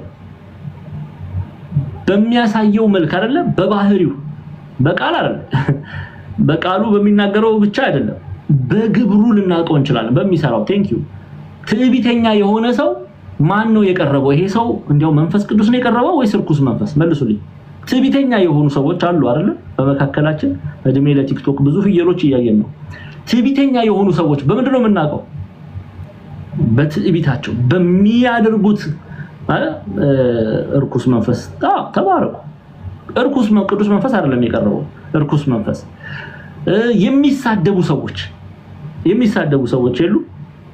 እነሱ ማን ነው የቀረባቸው? መንፈስ ቅዱስ ወይስ ርኩስ መንፈስ? ርኩስ መንፈስ። እግዚአብሔር መንፈስ ቅዱስ የቀረበው ሰው በምንድነው የሚገለጠው? እግዚአብሔር መንፈስ ቅዱስ የቀረበው ሰው ትሁት ነው። መንፈስ ቅዱስ የቀረበው ሰው ይመርቃል እንጂ አይሳደብም። መንፈስ ቅዱስ የቀረበው ሰው ይባርካል እንጂ በሰው ላይ እጅ አይጭንም፣ ሰውን አያሳድድም። መንፈስ ቅዱስ የቀረበው ሰው ሰውን ያክማል እንጂ ሰውን ከአንደበቱ በሚወጣው ቃል አይጎዳም፣ አያሳመም። ስለዚህ በዚህ ልናቀው እንችላለን። ሰውን መለየት የምንችለው በዚህ ነው፣ በሚያሳየው መልኩ እንጂ እንደ ዲዮጥራጢስ ዋና ሆኖ መታየትን የሚፈልግ ሁሉ ከእግዚአብሔር ነው ልንል አይገባም። ቅዱስ ዮሐንስ አፈወርቅ ምን ይላል መሰላችሁ? ይሄ ልናገር። ቅዱስ ዮሐንስ አፈወርቅ ስለ ዲያብሎስ ሲናገር ይላል ዲያብሎስን ባለቤቱ ከገበታው ላይ ምግብ እስከሚወረውርለት ድረስ ንቅንቅ ከማይለው ውሻ ጋር ያነጻጽረዋል። እንዲገጥሟቸው አያውቅም? በቤት ምናምን ውሻ ያላችሁ እስቲ ውሻ ምናምን ያላችሁ ውሻ የምታሳድጉ አላችሁ እስቲ አንድ ቁጥር ጻፉ። ውሻ ያላችሁ ወይም ድመትም በሉት ችግር የለም።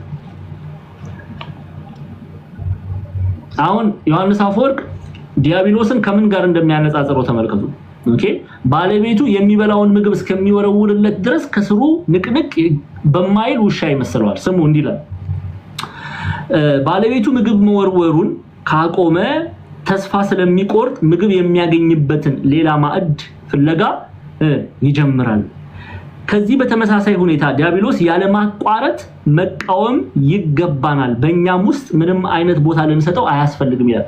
ያዕቆብ የተናገረውን ቃል እንዴት ብሎ እንደሚገልጸው ተመልከቱ እስቲ። ወደ ያዕቆብ ወደ እግዚአብሔር ቅረቡ አለ፣ ወደ እናንተም ይቀርባል። እናንተ ኃጢአተኞች እጆቻችሁን አንጹ፣ ሁለት ሐሳብ ያላችሁ እናንተ ልባችሁን ምን በሉ አጥሩ። ገጸ ንባቡን ደግመን እናንብበው። ከፍ አድርጊው አንዴ ጤናዬ። እችን አይተን እንጨርሳለን። እንግዲህ ለእግዚአብሔር ተገዙ፣ ዲያብሎስን ግን ተቃወሙ፣ ከናንተም ይሸሻል። እስቲ አሁን ይሄንን ክፍል ነው ዮሐንስ አፈወርቅ ባለቤቱ ውሻ ምግብ የሚወረውርለት ምግብ የሚሰጠው ከባለቤቱ እግር የሚፈልገውን እስኪያገኝ ድረስ በሚቀመጥ ውሻ ይመስለዋል። ለዚህ ምን አለ? ባለቤቱ ምግብ መወርወሩን ካቆመ ይላል ተስፋ ስለሚቆርጥ ምግብ የሚያገኝበትን ሌላ ማዕድ ፍለጋ ይጀምራል አለ። ምግብ የተባለ ምንድነው? ዛሬ ምሳሌ ነው፣ በደንብ አድርጋችሁ ስሙ። እናንተ ናችሁ ባለቤት የተባለ፣ እኔና እናንተ ነን። ውሻው በዲያብሎስ ነው የሚመሰለው የምትወረውሩለት ደግሞ ግብር ነው ዲያብሎስ የሚወደው ነገር ለምሳሌ ዝሙት የምትወረውሩለት ከሆነ ከናንተ ይሸሻል እንዴ የሚፈልገው እኮ ያንን ለምንድን ነው የሚሸሸው ደና አርጎ ነው የሚያሰቃየው ገና ክፋት የምትወረውሩ ከሆነ ከልባችሁ ውስጥ ክፋት የምታመነጩ ከሆነ አንዴ እንመለስ አሁንም ወደ ቁጥር 1 ላይ እንመለስና አንዴ የአባ ፖሚን ቃል እንመልከት ምንድነው ያሉት ገና ትምርታችን ስንጀምር የጀመርነው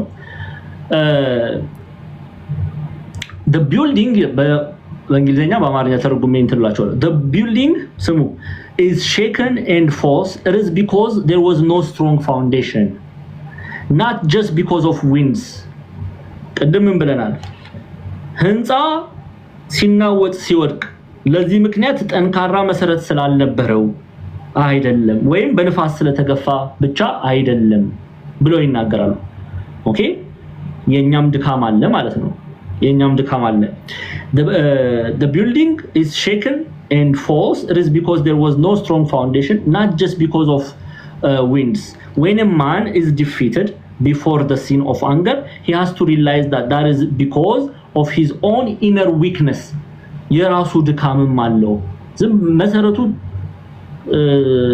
እና ንፋስ ላይ ብቻ እሱ ራሱ ደካማም ስለሆነ ነው አንዳንድ ጊዜ ስራ ሲሰሩ መሐንዲሶች ሲያንጹ ቤቱ በደንብ አድርገው ስላላነጹት ነው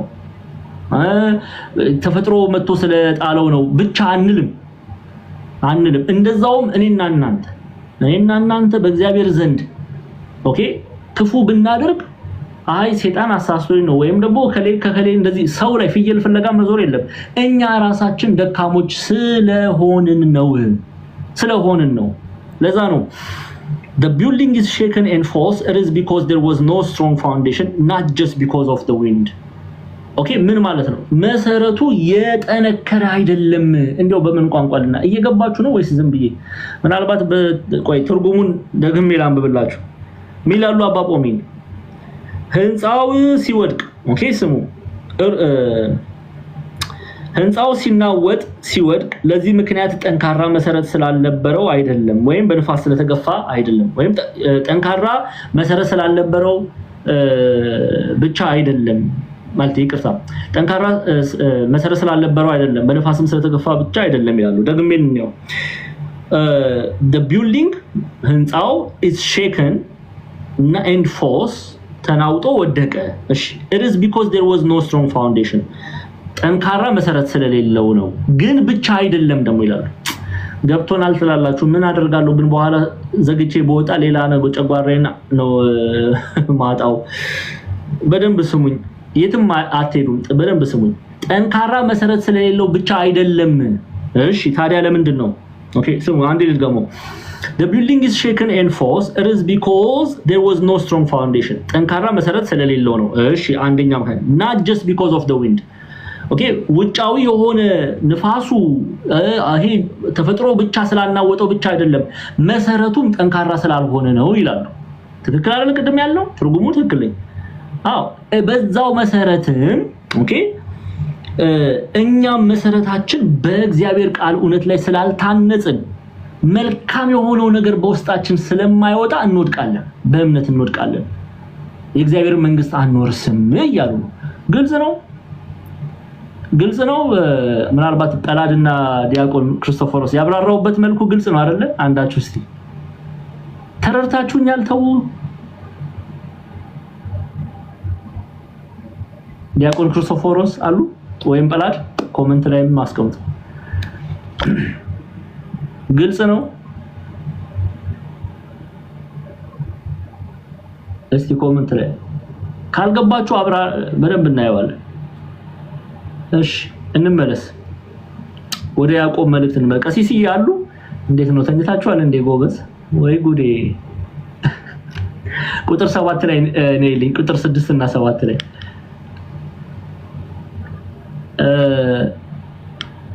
ቀሲስ አሉ አረ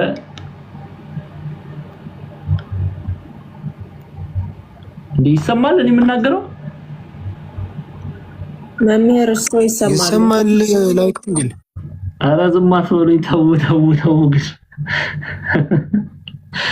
እሺ ይሁን እሺ ችግር የለም እሺ ግልጽ ነው እሺ ታዲያ ወደ ዮሐንስ አፈወርቅ ቃል እንመለስ እሺ አባፖ የጶሜንን ሐሳብ ከተረዳን ወደ ዮሐንስ አፈወርቅ እንመለስ ነይ አሁን እንግዲህ ለእግዚአብሔር ተገዙ ዲያብሎስም ግን ተቃውሙ ከናንተ ይሸሻል አለ ይሸሻል ዲያብሎስ ሚሸሸው ግን ስንቃወመው ነው አለበለዚያ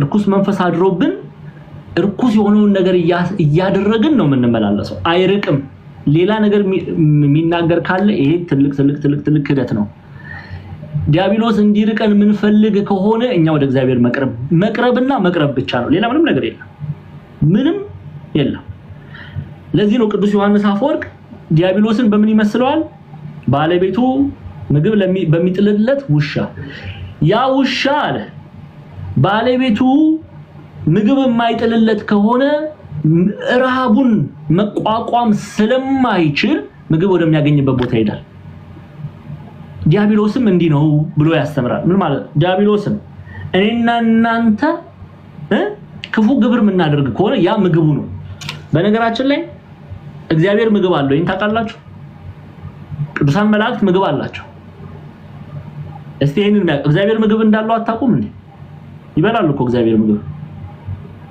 አሁን ምንድነው ዲያቆን ዛማኑኤል ጆሮ ጭው የሚያደርግ ነገር ነው እንደምታሰማን እንዳትሉ እግዚአብሔር ምግብ እንዳለው ታውቃላችሁ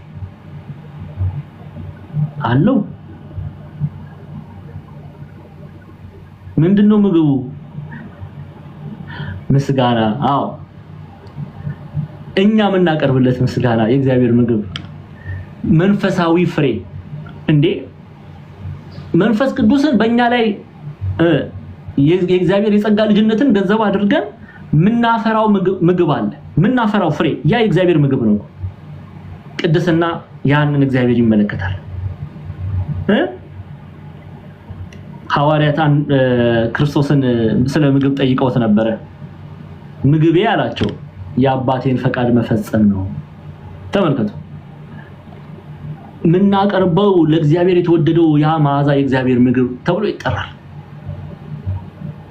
እንዲሁም ዲያብሎስም ምግብ አለው እርኩስ መንፈስም ምግብ አለው ምንድነው ምግቡ እኛን ማሳት ከክፉ ነገር ሰው ለምሳሌ ኃጢያት ሲያደርግ ዲያብሎስን እየመገበ ነው እንደዛ ውሻ ምግብ እየጣለለት ነው ማለት ለዚህ ነው ቅዱስ ዮሐንስ አፈወርቅ ባለቤቱ የተባለን እኔና እናንተ የሚጣለው ምግብ ለዛ ውሻ የሚጣለው ምግብ ኦኬ የሚወረወርለት ምግብ ኃጢያቱ በደሉ ክፋቱ ያንን እየመገብነው እንዴት ነው ሊርቀን የሚችለው እስቲ መልሱልኝ እንደው ጎበዝ እንደው ይቅርታ ታረጉልኝ ያላችሁ ትንሽ ደቂቃ ለያዝ ይርቃል ለምን ይርቃል እንዲርቀን እኮ ያደረግነው አይደለም ምን መገበው ምንድነው ኃጢያት ምን መገበው ምንድነው ስድብ ታዲያ ያ ውሻ እንዴት ይራቀ እግርግራችንን እየተከተለ አብሮን ይኖራል እንጂ እኛ ለሱ ታማኞች ሆነናልና ለእግዚአብሔር ከመታመን ይልቅ ለሰይጣን ታማኝ ሆነናልና እንዴት ነው የሚርቀው አይርቅም እኮ አይርቅም ይርቃል ብሎ ማሰብ ሞኝነት ነው አይርቅም እንዴ ዛሬ ላይ ትውልዱ ምንድነው የሚያደርገው ተሳዳቢ አይደል እንዴ ይሄው ቲክቶክ ላይ ጉድ እኮ ነው ምን እኔ አሁን ይሄው 2 ሳምንት ነው ላስት ረቡለት ትምርት ጨርሰን አደራ ሰኞ ክላስ አለ ብዬ እኔ ሌላም አገልግሎት አለኝ ቲክቶክ ላይ ብቻ አይደለም አገልግሎት ቤተክርስቲያን አገልግላለሁ ሰኞ ለት ብቅስል እናንተ ተበታተናችሁ ሌላ ዓለም ውስጥ ገብታችሁ ነው የምትጠብቁኝ ከእንደገና ደግሞ ተሰብስበን ከእንደገና መክሬ ከእንደገና ገስጬ አሁን ታያላችሁ ረቡለት ሰው መጥቶቁት ወሬ ማርና በሉ ሰኞ እንገናኝ ስል የለም ምንድነው ከእግዚአብሔር አሁን የእግዚአብሔር ቃል መተሰሙ ከሆነ እያስራባችሁት ነው ዲያብሎስን ቃሉ እግዚአብሔር የሚነገርበት ቦታ ከሆናችሁ ያንን ታስርቡታላችሁ አሁን አንዳንድ ሰዎች ስድብ ቁጭ ብለው ስድብ የሚሰዳደቡበት ቤት ቁጭ ብለው የሚውሉ ሰዎች አሉ እነሱ ምን ያደርጉ ነው እየመገቡት እኮ ነው ያንኑሻ ጎበዝ በርታ እያሉ ይመግቡታል ኃጢያቱን ይመግቡታል ለዚህ ነው ቅዱስ ዮሐንስ አፈወርቅ እናንተ ናችሁ ሰይጣን እንዲርቃችሁና እንዳይርቃችሁ ማድረግ የምትችሉት ይላል በቃ አለቀ ሴንት ጃን ክራይሶስተም ዮሐንስ አፈወርቅ እናንተ እኔና እናንተ ወይ ሰይጣን እንዲቀርበን እናረጋለን ወይ እንዲርቀንና እኛውን የምንወስነው ዛሬ ትውልዱ ወዴት ታውቁታላችሁ እውነት ለመናገር እንዲያው በጣም ነው የሚያሳዝነው እግዚአብሔር ትዝ የሚለን እሁድ ቤተክርስቲያን ስንሄድ ብቻ ነው አብዛኞቻችን ከዛ ውጪ ያሉት ቀናቶች በቃ ታዲያ እንዴት ይርቀናል አናስርበውማ ሰይጣንን አያችሁ አይደለ ርቆን እንዲሄድ አንፈልግ ሲጀምር ምን ፈልግም አይመስልም ምን ፈልገዋለን ዝሙቱን እንፈልገዋለን ዘፈኑን እንፈልገዋለን ስድቡን ስለዚህ ይላል ዮሐንስ አፈወርቅ አይሄድም ለዛ ነው ያዕቆብ እንግዲህ ለእግዚአብሔር ተገዙ ዲያብሎስ ግን ተቃውሙ ከናንተ ይሸሻል የሚለው ግልጽ ነው አሁን ያዕቆብ መልእክት እየገባችሁ ነው እስቲ ፕሊስ አልገባኝም ካልገባችሁ አልገባኝም በሉ ላስረዳ እዚህ ያሉት ሰዓቴን መስዋዕት አድርጌ ቁጭ ያልኩት እናንተ እንድትረዱ ነው ገብቷችኋል አልገባችሁም ገብቷችኋል መምህር ዘላለም ሰላም ብያለሁ ቀሲስ ጥበቡ ገብቷችኋል እስቲ ጥያቄ አለው በዚህ አሁን በተማርነው ክፍል ላይ ጥያቄ አለው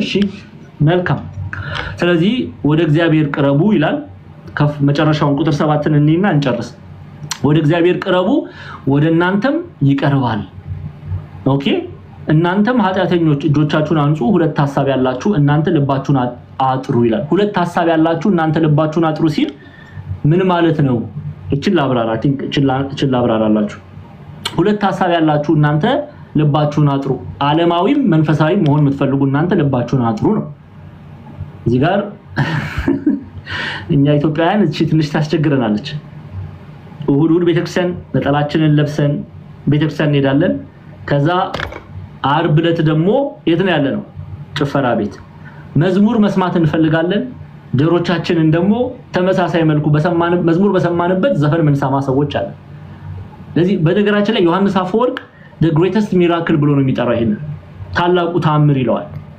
ባንተ ውስጥ ይላል በደንብ ስሙ ታላቁ ተአምር እንዲደረግ ትፈልጋለህን ብሎ ከጠየቀ በኋላ በዘፈን የደነቆረ ጆሮውን በዝማሬ ያለምልሙ ይላል በሌብነት የሰለለ እጅህን በመጽዋዕት አበርታው አጽናው ይላል እግሮችን ለጥፋት የሚፋጠኑ እግሮችን ወደ ቤተክርስቲያን ይመለሱ ዘንድ አድርግ እንግዲህ ይሄን መታደርግ ከሆነ ታላቁ ተአምር ባንተ ውስጥ ይፈጸማል ይላል አሁን ተአምር ሲባል ምንድነው መቼም አስቸጋሪ ነው ተአምር ነው የሚወደው የዚህ ዘመን ትውልድ ዩቲዩብ ላይ ሸቃዮችም እናንተ የምትወዱትን ስለሚያውቅ ጉድ ተአምር ላሳያችሁ ያሉ ልባችንን ነው የሚያጠፉት አይደለ ትልቁ ተአምር ግን the greatest miracle የተባለው ባቦ ዘንድ ራስን ማሸነፍ ነው አለቀ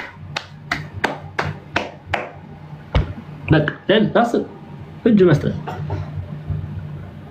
ያንን ደግሞ ማድረግ የምትችለው አንተ ነህ አንቺ ነሽ በቃ ተአምር ትልቁ ተአምር the greatest miracle ራስን ማሸነፍ ነው አሰብ ለዚህ ምን አለ ያዕቆብ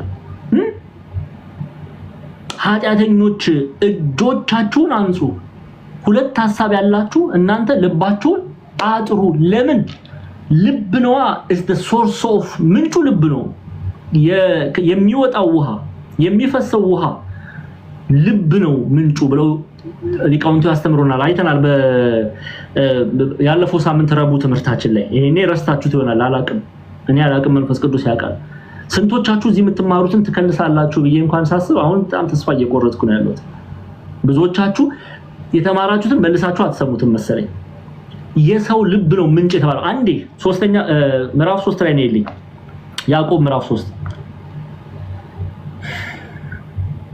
ያዕቆብ ምዕራፍ 3 ላይ ነው ይልኝ አይ ስንት ነገር የተማርንና እግዚአብሔር አምላክ ያዕቆብን ተጠቅሞ ቁጥር 11 ላይ ነው ይልኝ ግን እውነት እኔ ሁላችሁንም ወዳችኋለሁ ግን እንደው የምትከልሱ አይመስለኝም አሁን ስንቶቻችሁ የምትማሩትን ትከልሳላችሁ አላውቅም እግዚአብሔር ያውቃል እንግዲህ ምንም እኔ ማስተማር ነው ከዛ ያለፈ የእናንተ ስራ ነው ኤኒዌይስ ተመልከቱ ምንጭስ ከአንድ አፍ የሚጣፍጥንና ተመልከቱ ምንጭስ ከአንዳፍ የሚጣፍጥንና የሚመርን ውሃ ያመነጫል። ምንጭ የተባለ ይላሉ ሊቃውንቱ የሰው ልቦና ነው። ከሰው ልቦና ውስጥ መልካም የሆነ ነገር ይወጣል ወይም ደግሞ ክፉ የሆነ ነገርን ይወጣል። ኦኬ ሁለቱን ነገር ማውጣት አትችሉም። ከአንድ ምንጭ ውሃ ወይ የደፈረሰ ውሃ ይወጣል ወይ መልካም የሆነ ውሃ ነው የሚወጣው አይደለ እንጂ ሁለቱንም አታገኙም። ወይ ንጹህ የሆነ ውሃ ታገኛላችሁ ወይ የደፈረሰ ውሃ ታገኛላችሁ። እንዲሁም ከሰው ልብ ወይ የደፈረሰ ማንነት ታገኛላችሁ ወይ መልካም የሆነ ማንነትን ታገኛላችሁ እያለ ያዕቆብ ያስተምራልና የያዕቆብ መልእክት ኦኬ በተለይ ያዕቆብ ቅዱስ ጳውሎስ ብዙዎች ከጳውሎስና ያዕቆብን ለማጣላት ብዙ ይሞክራሉ። ይሄ ከቶ እንዳልሆነ ያያችሁ ነው እየተማራችሁ ነው። ምን ያህል አንድ እንደው እኔ ቅዱስ ጳውሎስና የቅዱስ ያዕቆብን መልእክት ስትመለከቱ እንደው አንድነታቸውን እንደው ምንም እንዴት ነው ልዩነት የምታገኙት እያያችሁ ነው አይደለ? ያዕቆብ እምነትና ስራን እንዴት አድርገን አስተባብረን መያዝ እንዳለብን እንዴት ባለ ጥበብ እንደሚያስተምር ተመልከቱ። ቅዱስ ጳውሎስም አይታችኋል በገላትያ መልእክቱ ላይ ኢቭን በሮሜ መልእክቱ ላይ በእምነት መዳንን ሲያስተምር እንኳን እምነት ብሎ የሚጠራው ፍሬ ያለው ስራ ያለው እምነት ነውና ሁለቱን አስተባብሮ ያስተምረናል። እግዚአብሔር አምላክ እየረዳን ያው ያዕቆብ መልእክት ምዕራፍ 4 ደርሰናል። ክፍል 1 ዛሬ ጨርሰናል። ረቡዕ ዕለት እንዳትቀሩ ክፍል 2 እንጨርሳለን። የያዕቆብ መልእክት ተማሪዎች እንዲያው ቁጥራችሁ በጣም ቀንሷል። አይ ዶንት ኖ ትምህርት ኦልሞስት ከ10 ዓመት በላይ አይሆንም በሶሻል ሚዲያ ላይ ሳስተምር ትምህርት ግን በጣም እንዲያው እዚህ ቤት ነው ብዙ ሰው የሚከታተለው። እውነት ለመናገር ትምህርት ውደዱ ፕሊዝ። ስር ሰዳችሁ በእግዚአብሔር ቃል ላይ ታነጹ፣ ተማሩ። ያዕቆብ መልእክት ተማሪዎች ቀሲስ ቃለ መሐላ አስገብቷችሁ ነው ትምህርቱን የጀመራችሁት። ፕሊዝ እኔ ልለምናችሁ የሚጠቅማችሁ ይህ ነው። ስር ሰዳችሁ ተማሩ። ምዕራፍ 4 ላይ የምዕራፍ 4ን ክፍል 1 እንጨርሰናል። ክፍል 2 ረቡዕ ዕለት እንጨርሳለን። ከዛ በኋላ የሚቀጥለው ሳምንት ምዕራፍ 5ን እንጨርስና እንለያያለን። ከዚህ በኋላ የሚኖረን የመጽሐፍ ቅዱስ ጥናት ምን